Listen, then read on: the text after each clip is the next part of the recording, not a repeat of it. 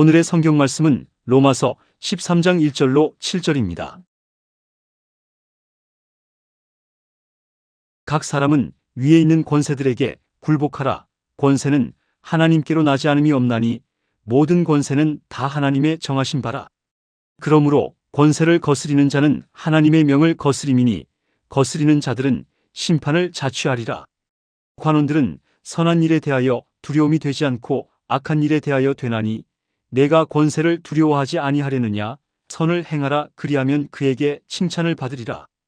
그는 하나님의 사자가 되어 내게 선을 이루는 자니라. 그러나 내가 악을 행하거든 두려워하라. 그가 공연히 칼을 가지지 아니하였으니 곧 하나님의 사자가 되어 악을 행하는 자에게 진노하심을 위하여 보응하는 자니라. 그러므로 굴복하지 아니할 수 없으니 노를 인하여만 할 것이 아니요 또한 양심을 인하여 할 것이라. 너희가 공세를 바치는 것도 이를 인함이라. 저희가 하나님의 일군이 되어 바로 이 일에 항상 힘쓰느니라. 모든 자에게 줄 것을 주되 공세를 받을 자에게 공세를 바치고 국세 받을 자에게 국세를 바치고 두려워할 자를 두려워하며 존경할 자를 존경하라. 아멘. 오늘 저는 여러분과 함께 교회와 국가라는 제목으로 은혜를 나누고자 합니다. 예수님께서 유대 나라에 복음을 전하고 계실 때 유대인들은 어찌하든지 예수님과 로마 정부와 대결되게 하려고 무척 애를 썼습니다. 한 번은 예수님께서 복음을 전가하고 계시는데 원수들이 예수께 나와서 굉장히 어려운 질문을 했습니다. 주님, 우리 질문할 것이 있습니다. 무엇입니까? 그러니까 로마 사람에게 세금을 내는 것이 옳은 일입니까? 옳지 않습니까? 이야말로 대단히 심각한 문제인 것입니다. 왜냐하면 그 당시에 유대 나라는 로마의 식민지로 있었습니다. 로마는 유대 민족들에게 무서운 세금을 매겨서 유대인들의 세금을 빼앗아갔었습니다. 이렇기 때문에 모든 유대인들이 이 로마 사람에 대해서 원한에 사무치에 있었습니다. 이러므로 유대인 애국자들은 로마에게 세금을 내지 말라고 암암리에 전기하고 있었습니다. 이런 판국에 유대인의 메시아라고 하신 예수 앞에 로마 사람에게 세금을 내야 옳습니까? 옳지 않습니까? 이 질문을 했었습니다. 세금을 내지 말라고 말하면 즉시로 로마 관원에 고발해서 이는 로마 정부를 비방하고 반대하는 운동을 한다고 해서 예수님을 체포해서 사형당하게 하려고 한 것이요. 세금을 내지 말라고 하지 않고 세금을 내라고 한다면 이는 유대민족의 배반자다. 유대민족의 메시아라고 하셔 로마의 죽은 노릇이라고 있다. 이는 우리가 따라갈 수 없다. 이렇게 올무에 넣으려고 하는 것입니다. 그래서 예수님은 이렇게도 잡히고 저렇게도 잡힐 수밖에 없도록 올무를 놓았습니다. 이때 예수님께서 그들에게 말하기를 너희에게 동전이 있거든 한 푼 내놓으라 했습니다. 그 동전을 내놓으니까 예수님께서 그 동전을 보여주면서 이 동전에 그려놓은 화상이 네 화상이냐? 가이사의 화상입니다. 그때 예수님께서 그러면 가이사의 것은 가이사에게 드리고 하나님의 것은 하나님께 드려라. 이렇게 말씀하시니까 예수님을 올무에 넣으려고 하는 사람이 그만 망연자실해서 무엇을 질문할지 모르게 되고 말하는 것입니다. 여기에서 예수님께서는 분명하게 국가에 드릴 것은 국가에 드리고 하나님께 드릴 것은 하나님께 드려서 국가와 하나님의 나라를 분명하게 분리시켜 놓으신 것입니다. 그렇기 때문에 예수님께서 유대 땅에서 3년 반 동안 복음을 전가할 동안에 그는 군중들을 선동해서 로마 정부를 대적하는 그러한 결사를 한 적도 없고 사회에서 밀란을 일으킨 적도 없으며 사람들에게 불평과 불만을 심어준 적도 없었습니다. 예수님은 오로지 하늘나라의 복음을 전하는 것입니다. 병든 자를 고쳐주고 죄인을 용서해주며 귀신을 쫓아내고 죽은 자를 살리며 불안과 절망에 처한 자에게 평안을 주시고 주님은 다가올 하늘나라에 관해서 복음을 전하는 것입니다. 이렇기 때문에 로마 정부에는 예수 그리스도가 조금도 위협적인 인물이 되지 않으셨습니다. 유대인 종교가들이 예수님을 시기해서 예수님을 포박해서 로마의 총독인 빌라도에게 내어주어서 사형에 처하려고 했지만은 빌라도가 도무지 예수에게 조금도 위험성을 발견할 수가 없고 예수에게 죽일 만한 죄가 없는 것을 발견해서 예수를 놓아주려고 군중 앞에 나가서 3번이나 발부둥을 치고 애를 쓴 사항이 성경에 분명하게 기록되어 있는 것입니다. 이러므로 로마 정부는 예수 그리스도가 조금 더 정치적으로 사회적으로 위험인물이 아니라는 것을 확정하고 있었던 것입니다. 그러므로 예수 그리스도의 복음이라는 것은 하늘나라의 복된 소식을 증거하는 것이고 이 세상 정치나 사회의 문제에 적극적으로 개입해서 소요를 일으키고 문제를 일으키는 것이 아니라는 것을 예수 그리스도 자신이 친히 우리에게 증명해 주시고 있습니다. 그러면 오늘 이 시간에 저는 교회와 국가 간에 얽힌 여러 가지 문제에 관해서 한번 알아보고자 하는 것입니다. 첫째로 성직자의 양심과 국민적인 양심에 관해서 말씀해 드리고자 합니다. 요사이 심심찮게 매스홈을 통해서 성직자의 양심과 국민의 양심에 관한 일들이 말해주고 있습니다. 예를 들어 말하면 국가에 반역한 죄를 짓든지 살인죄를 짓고 방화죄를 지은 사람이 성당이나 교회에 뛰어와서 은신처를 구한다면 성직자는 어떻게 할 것이냐? 어떠한 성직자는 성직자의 양심에 따라서 국가의 반역죄를 짓든지 살인죄를 짓더라도 교회에서는 이 사람을 감추어주고 숨겨주어야 된다는 사람도 있고 또 다른 사람은 그렇지 않다. 그 사람이 국가의 반역죄를 짓고 살인죄를 짓고 방화죄를 했으면 이 사람은 반드시 국가의 범죄한 이상 성직자도 이 사람은 국가의 공평한 심판을 받기 위해서 사직당국에 내줘야 된다. 이와 같은 여러 가지 토의 상황이 있는 것입니다. 우리는 과연 성직자의 양심과 국가의 국민으로서 양심 이 두 갈래길에서 어떻게 해야 될 것이냐. 저는 이곳에 대해서 저 개인의 소신을 여러분에게 말해드리고 싶습니다. 여러분, 성직자는 성직자의 양심이 있습니다. 성직자의 양심이란 불의와 죄를 책망하는 마음인 것입니다.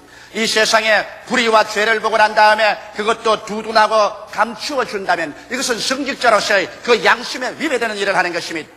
예수님께서는 오셔서 회개하라 천국이 가까웠다는 것입니다. 성직자는 죄와 불의 속에 있는 사람을 회개시켜야 될 마땅한 의무와 책임이 있는 것입니다. 이러므로 어떠한 범법자가 성당이나 교회를 찾아올 때라도 성직자는 그 사람을 데리고서 기도해주고 말씀을 증거해서 그 양심에 그렇게 죄를 회개하고 통회하도록 만들어줘야 되는 것입니다.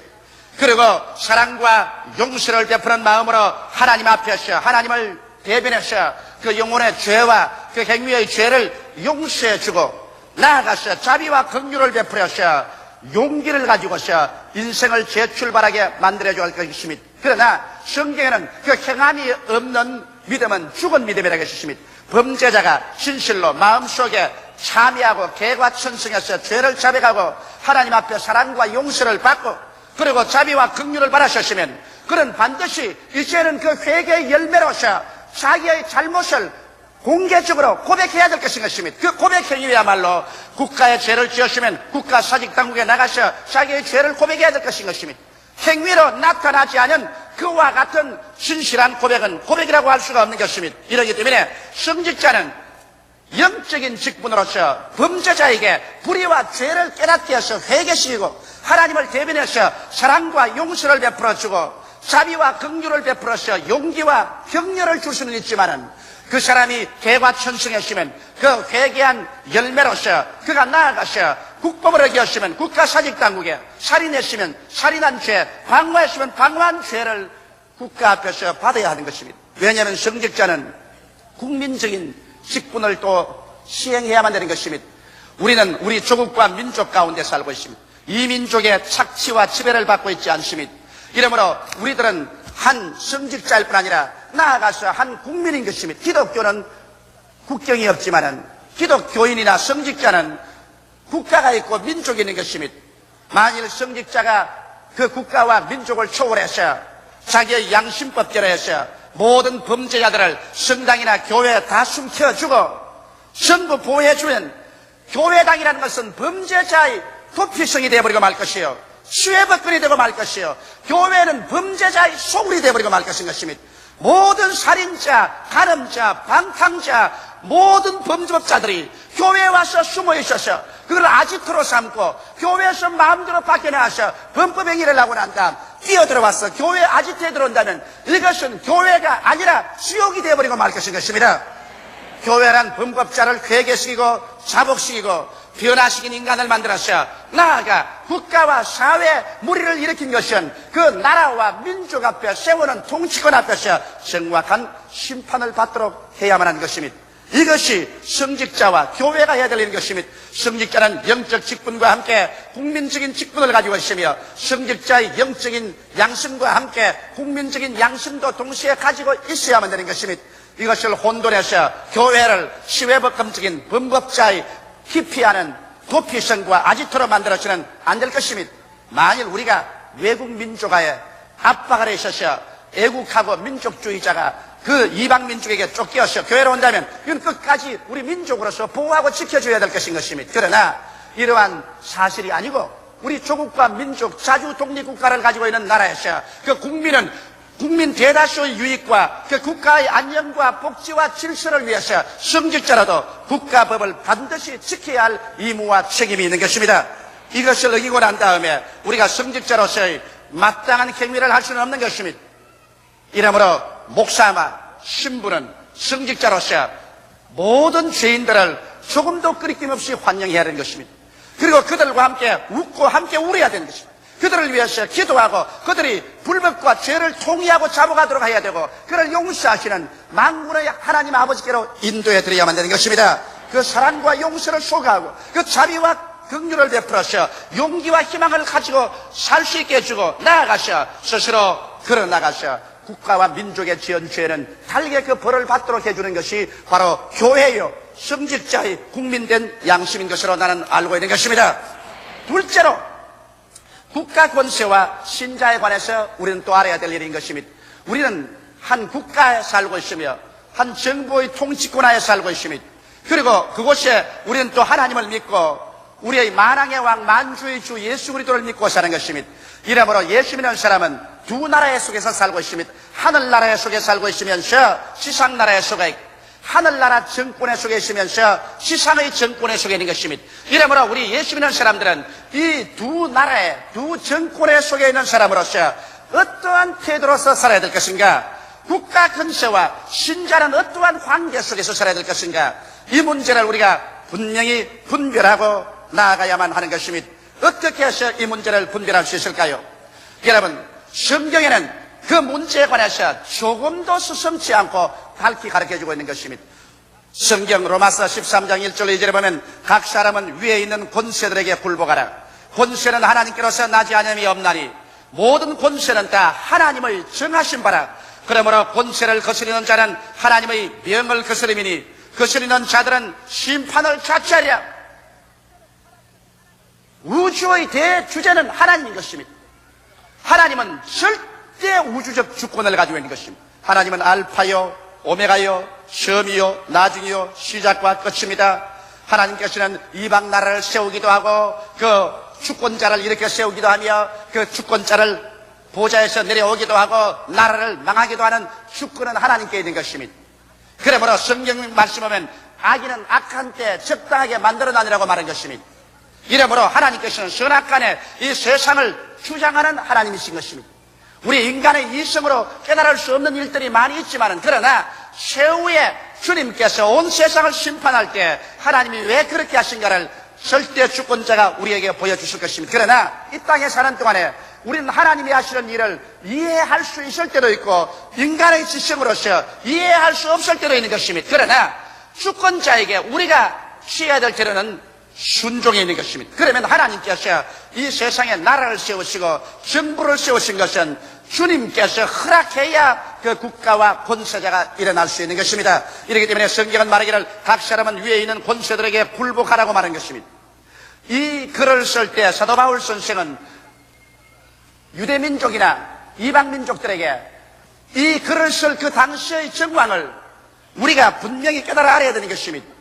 이 당시는 로마의 가혹한 착취하에 놓여 있는 것입니다. 이 로마의 속박과 식민지하에 놓여 있었습니다. 그럼에도 불구하고 바울 선생은 로마 정부의 국가 권세에 굴복하라고 말한 것입니다. 우리는 이해할 수 없습니다. 그러나 신앙이란 이해하는 것이 아니라 하나님께서 우리에게 섭리하는 것을 우리가 믿음으로 나가는 것입니다. 이러므로 여러분, 하물며 로마의 정권하에 있는 사람들까지라도 각 사람은 위에 있는 권세들에게 굴복하라. 권세는 하나님께로서 나지 않음이 없나니 모든 권세는 다 하나님의 정하신 바라고 말했기 때문에, 하물며 자주 독립국가로서 자기의 조국과 민족, 이것을 다스리는 정권과 권세에 관해서는 우리가 최선을 다해서 순종하고 복종해야 될義務를 가지고 있습니다. 이것은 성경이 우리 신자들에게 명령한 사실인 것입니다. 그리고 나아가서 우리는 국민으로서의義務를 준행하라고 말하고 있습니다. 로마서 13장 7절에 모든 자에게 줄 것을 주되 공세를 받을 자에게는 공세를 바치고 국세를 받을 자에게는 국세를 바치고 두려워할 자를 두려워하며 존경할 자를 존경하라고 말했었으며, 또 베드로전서 2장 13절로 14절에 인간에게 세운 모든 제도를 주를 위하여 순복하되 혹은 위에 있는 왕이나 혹은 악행한 자를 증별하고 선행하는 자를 포상하기 위하여 그의 보는 방백에게 하라고 말한 것입니다. 이러므로 여기에 성경에는 하나님께서 분명하게 국민으로서 국가에서 부과되는義務를 착실히 준행하라고 말한 것입니다. 예수 믿는 사람이라고 해서 교육의義務를 다하지 아니한다, 혹은 납세의義務를 다하지 아니한다, 병력의義務를 다하지 않는다, 국민으로서 시민으로서 우리는義務를 다할 필요 없다, 우리는 곧 천당 갈 것이니까 천국 시민이므로 우리는 이 땅에서 우리의 할 일은 안 해도 괜찮다, 이러한 것은 있을 수가 없는 것입니다. 하나님의 권세와 위엄이 우리로 하여금 우리에게 국민적인義務, 시민으로서의義務를 마땅히 준행하라는 것입니다. 존경할 자는 존경해서 왕을 존경하고 대통령을 존경하고 반대들을 존경하며 세금 낼 걸 내고 관세 낼 것은 내고, 이래서 국가의 법을 준수하고義務를 다하라는 것을 여기 신자들에게 분명히 말한 것입니다. 신자들이라고 해서 그 나라의 치외 불금적인 행동을 하라는 것은 아닌 것입니다. 나아가서 또 우리 신자들에게는 믿지 않은 자보다 더 무거운 임무를 부과하는 것입니다. 조국과 민족을 위해서, 다스리는 자들을 위해서 기도하라고 명령하고 있는 것입니다. 디모데전서 2장 1절 2절에 보면, 그러므로 내가 첫째로 권하노니 모든 사람을 위하여 간구와 기도와 도구와 감사를 하되 임금들과 높은 지위에 있는 모든 사람을 위하여 하라. 이는 우리가 모든 경건과 단정한 중에 고요하고 평안한 생활을 하려 함이라. 저는 우리 교회에서 반드시 나라와 민족을 위해서 기도하고 대통령과 높은 자리에 있는 사람들을 위해서 기도합니다. 왜? 저는 성경이 그렇게 하라고 명령했기 때문에 그렇게 하는 것입니다. 제가 누구보다 애국자가 되어서 그런 것도 아니요, 신정부 인사가 되어서 그런 것도 아닌 것입니다. 만왕의 왕 만주의 주 되신 우리 주님께서 나보고 이 땅에 사는 이상 이 나라의 지배자를 위해서 기도하고 이 나라 정부를 위해서 계속해서 기도하라고 명령하고 계시므로, 저는 하나님의 명령에 순종해서 제가 그렇게 하고 우리 성도들이 그렇게 하도록 가르치는 것은 성수에 하나님께서 그렇게 하라고 해주시기 때문인 것입니다. 우리들은 하나님의 백성이요, 하나님을 순종하는 사람들이기 때문에 하나님의 뜻대로 살아야 될 것인 것입니다. 그러면 이런 질문이 마땅히 나올 것입니다. 그렇다면 정부가 명령하는 것이면 무엇이든지 무조건하고 다 순복해야 되느냐? 그렇지는 않습니다. 여기 예수께서 말씀한 것처럼 가이사에게는 가이사에게, 하나님의 것은 하나님께 바치라고 했는데, 정부가 정부의 고난을 뛰어넘어서 하나님의 일에 관여하게 될 때 우리는 목숨을 바치고 그 일에 대해서는 저항하고 순종 안 합니다.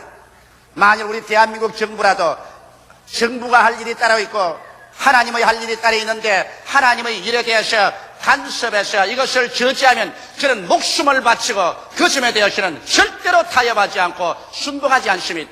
예를 들어 말하면 국가 건설에 불복종한 일이 성경에 기록되어 있습니다. 사도행전 4장 18절로 20절에 보면 사도들이 그 당시에 국가 권력에 잡혀가서 예수 그리스도를 전도하지 못하도록 협박을 받았었습니다. 그들을 불러 경계하여 도무지 예수의 이름으로 말하지도 말고 가르치지도 말라 하니, 베드로와 요한이 대답하여 가로되 하나님 앞에서 너희 말 듣는 것이 하나님의 말씀 듣는 것보다 옳은가 판단하라. 우리는 보고 들은 것을 말하지 아니할 수 없다. 여기에서 정부가 개입해서 예수 그리스도의 복음 전도와 예배를 방해할 때 베드로와 요한은 단호하게 이 일에 관해서는 타협함이 없이 하나님의 말씀에 순종하지, 그 당시 정부 권력에 대해서는 순종하지 않겠다고 말한 것입니다. 이것은 어제나 오늘이나 동일한 것입니다. 오늘날에 와서 여러분 하나님의 일에 관여하게 되어서 예배를 보지 못하게 하고 전도 못하게 할 때, 그때는 사생 결단하고 우리는 순종할 수 없습니다. 나아가서 또 정부가 범죄 행위를 강요할 때 순복할 수 없습니다. 일정 30년 동안에 일본의 태양신인 아메데라스 오미가미를 섬기게 한 것입니다.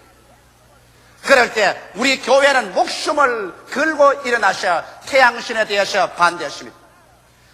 정부가 나아가서 신사참배같이, 그렇지 않은 이부 공산주의 사회 속에서 김일성이를 전능한 하나님처럼 섬기려고 할 때, 이때는 절대로 반대합니다. 우리는 하나님 이외에 절하지 아니하고 하나님 이외에 섬기지 않습니다.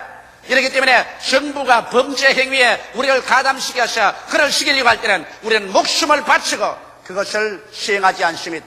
가이사의 것은 가이사에게, 하나님의 것은 하나님께 돌려야 되는데, 정부가 그 고난 속에 있는 것을 행할 때는 우리는 절대로 복종하고 우리의義務를 준행하고 정부를 위해서 기도해야 됩니다. 그러나 정부가 하나님의 것에 관여해서 교회에 대해서 전도나 예배에 대해서 방해하고 간여하고 그리고 범죄 행위를 우리에게 강요할 때는, 그때는 교회는 일어나서 순교를 하고 목숨을 바쳐서라도 그 일에 대해서는 절대로 죽어도 양보하지 말아야 될 것입니다. 셋째로, 그러면 교회와 사회 참여에 관해서 제가 말씀하고자 하는 것입니다. 오늘날 종종 교회는 사회 참여에서, 사회에서 정치적으로 억압된 자, 그리고 사회적으로 불평등을 당한 자, 가난한 자, 헐벗은 자, 굶준 자를 위해서 사회 개혁과 혁명의 폭력을 사용해서라도 일선에 나서야 된다고 말하고 있는 것입니다. 과연 이것이 교회가 할 사명일까요? 이것이 사회 정치단체가 할 일이 아니고 성직자와 교회가 그 거룩한 성직의 직분을 뛰어넘어서 사회 일선에 나가서 혁명적인 그러한 정치운동에 참여해야 될까요? 교회에게 주어진 하나님의 명령은 복음 전교의 명령인 것입니다. 우리가 전도하는 것은 이 세상이 유토피아가 된다고 전도하지 않습니다. 우리는 이 세상이 점점 전쟁과 전쟁 소문이 나며 저치의 기근과 지진이 나고 악이 성해져서 사랑이 식어지고 종국에 가서는 이 세상이 멸망할 세상인 것을 알고 있기 때문에 이 세상과 그 나라에 우리는 소망을 두고 있지 않습니다. 우리가 소망을 둔 나라는 장차 그리스도에 와서 세우실 새 하늘과 새 땅과 새 예루살렘에 소속한 나라에 우리는 소망을 두고 있는 것입니다.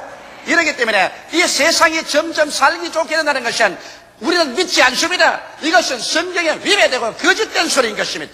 주님께서 오셔서 세우실 천년왕국 때야 이 세상에 지상평화와 낙원이 이루어지는 것입니다. 이러므로 우리가 그때까지 우리가 해야 될 것은 교회는 영혼 구원에 주력해야 되는 것입니다. 우리는 예수 그리스도의 복음을 증가하여 큰 자나 작은 자 할 것 없이 모두 다 회개하고 주를 믿도록 하는데 전력을 기울여야 하고, 우리는 사람들과 하나님과 사이에 화목을 갖추게 하는 일에 전심전력해야 되며, 나아가서 우리는 구제사업에 전심을 기울여야 되는 것입니다. 고린도후서 5장 20절로 21절에 이러므로 우리가 그리스도를 대신하여 사신이 되어 하나님이 우리로 너희를 권면하는 것 같이 그리스도를 대신하여 간구하니 너희는 하나님과 화목하라. 하나님이 죄를 알지 못하신 자로 우리를 대신하여 죄를 삼으신 것은 우리로 하여금 저희 안에서 하나님의 의가 되게 하려 하심이라고 말씀하신 것입니다. 이러므로 우리는 이 화목케 하는 복음의 말씀을 증가하는 데 전력을 기울여야 하고, 그리고 가난하고 헐벗고 굶주리고 고통당하는 자를 위해서 우리는 구제활동을 해야 되는 것입니다. 예수님께서는 영혼의 구원과 하나님과 사람과의 화목을 증가하시고, 나아가서 주님께서는 병든 자를 고치고 귀신을 쫓아내고 그리고 헐벗고 굶주린 자에게 먹여주시는 영적인 구제사업을 하셨고 정치사회개혁운동에 참여하지는 아니하신 것입니다. 이러므로 우리 순복음 중앙교회도 우리는 개인 영혼의 구원에 적극적으로 나아가며 하나님과 세상 사람과 화목을 이루는 이 복음의 역사를 계속하고, 그리고 일어나서 구제활동에 전력을 기울일 것입니다. 우리는 과거에도 다방면에 구제활동을 해왔지만은 우리 교회는 앞으로 하나님이 허락하시는 대로 적극적으로 국가와 민족에 기여할 수 있는 거대한 구제활동에 참여할 것입니다. 나는 여러분에게 오늘 발표하거니와 우리 교회에서는 하나님이 허락하시는 대로 우리 한국에서 처음 있는 성인병 환자를 치료하는 가장 좋은 병원을 설립하려고 하고 있습니다. 그래서 나이가 많이 잡수셔서 성인이 되면은 대개 고혈압, 심장병, 당뇨병 같이 치료할 수 없는 성인병에 걸려서 고생하시는 분들이 많습니다. 이 사람들에게 예수 그리스도의 사랑과 은혜로 적극적으로 구제를 허락할 수 있도록 우리는 성인병을 전문으로 하는 약 500베드를 가진 가장 초현대식 최고의 좋은 병원을 시실하기로 우리 당회에서 결정을 내리고 이미 우리는 준비 단계에 있습니다. 이래서 우리 국가와 민족을 위하여 적극적으로 구제활동에 참여하려고 하고 있습니다. 그런데 오늘날 소위 말하는 해방신학은 이 그리스도의 사역을 잘못 이해하고 있습니다. 예수님께서 누가복음 4장 18절로 19절에 주의 성령이 내게 임하셨으니 이는 가난한 자에게 복음을 전하게 하시려고 내게 기름을 부으시고 나를 보내사 포로된 자에게 자유를 눈먼 자에게 다시 보게 함을 전파하며 눌린 자를 자유케 하고 주의 은혜의 해를 전파하게 하려 하심이라고 말했는데 이것을 영적으로 해석하지 않고 사회적으로 정치적으로 해석을 하고 있는 것입니다. 예수님께서는 이 복음 선언을 하시고 난 다음 신이 이 복음 선언을 시행하셨습니다. 가는 곳마다 가난한 자들에게 주님께서 가난과 저주를 십자가에서 대속할 것을 약속하셨고 주님은 가는 곳마다 죄와 마귀에 눌린 자를 놓아주시고 죄의 눈이 어두운 자 영의 눈을 띄워주시고 육신의 눈도 기적으로 띄워주셨습니다. 그리고 주님께서는 눌린 자 병에 눌려서 고생하는 사람을 놓아주셨고 복음의 기쁜 소식을 전해주고 하는 것입니다. 주님께서 말한 복음서는 영적인 사역을 말하는데 오늘 이것을 육신적으로 해석해서 가난한 자에게 복음을 전하기 위해서는 막스 레닌주의적인 혁명을 일으켜야 된다. 또 눌린 자를 자유케 하기 위해서는 정치적인 개혁과 혁명을 해야 된다. 이것은 성령으로 거듭나지 아니한 육신의 마음을 가진 사람들이 이 성경을 잘못 해석해서 해방의 신학이니 정치신학이니 혁명의 신학이라고 말하고 있는 것입니다.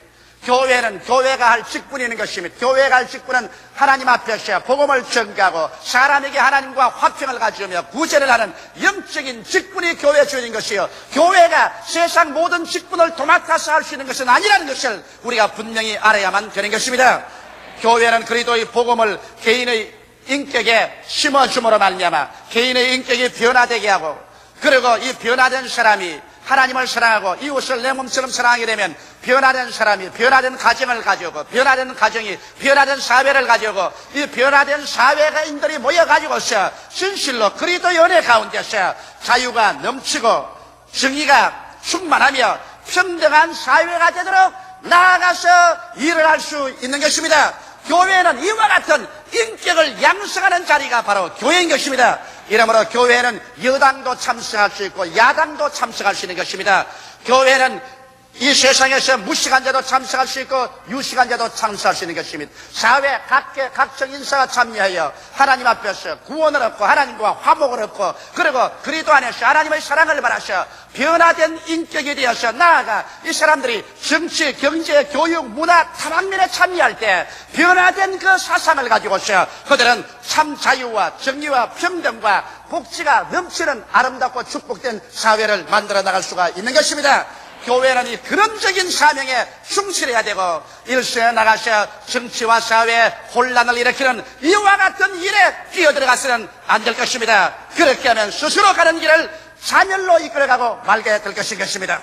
다 같이 우리가 기도드리겠습니다. 살아계신 하나님 우리 아버지 하나님께서 이 멸망할 세상 가운데 교회를 둔 것은 이 세상의 빛과 소금이 되어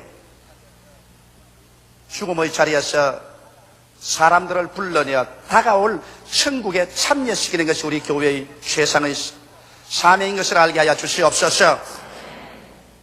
불난 집에 들어가서 어떻게 하면 그 집을 덜 태우게 할까? 이것이 아니라 지금 불나서 활활 타고 있고 속수무책인 집에는 사람들을 빨리 끌어내어서 구출하는 것이 가장 중대한 임무이옵나이다. 아버지 우리는 이 세상이 불타고 있는 것을 압니다. 역사가 불타고 있습니다. 온 지구가 멸망으로 향해서 굴러가고 있습니다. 아버지 우리가 필요한 것은 이곳에 있는 사람들 한 사람에도 신속히 예수의 복음으로 구출하는 것이 우리의 중대 임무이옵나이다. 복음으로서 영혼을 구원하고 하나님과 화목케 하고 상처 입은 사람들에게 위로와 격려와 구제를 하고 주님 오실 날을 기다리는 것이 교회의 본 사명인즉 아버지여 교회는 이 사명을 저버리고